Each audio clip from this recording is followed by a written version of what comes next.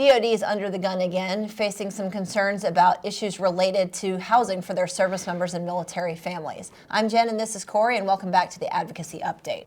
Yeah, well, thanks for kicking it off, Jen, and you're the one that did the deep dive on the report for us. So take us through, what were some of the findings from that? Well, but first off, why was it done?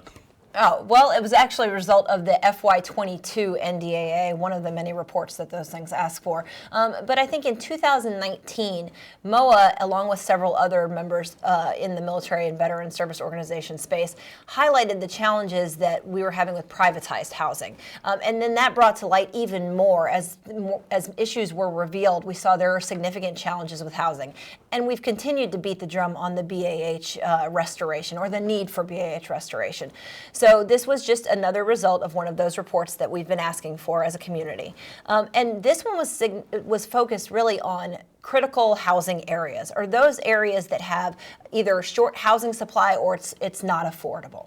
Okay, and this is something that we're taking a look at because we've heard from service members, we've heard from their families, and over again they've stressed the importance of affordability. And this was a chance to have a reputable organization, GAO, take a deep dive and break it down.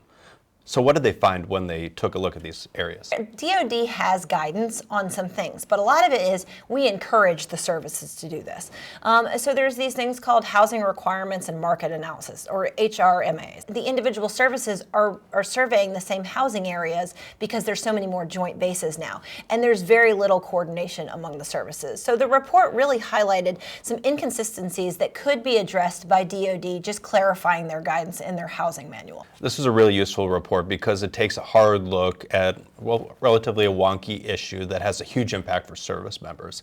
So explain to us at a basic level, how is this going to be applied? Yeah, so GAO made 6 recommendations, all of which DoD agreed with. But here comes the most important part, is the oversight. Congress has a responsibility, and we, as a military service organization, have a responsibility to make sure that DoD complies with these things.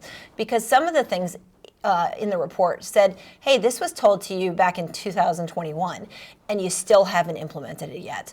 And there's also some significant struggles with the process, simply because it's government related. This report highlighted that any building of new construction, any new privatized housing, will take no less than 2 years just to approve the process.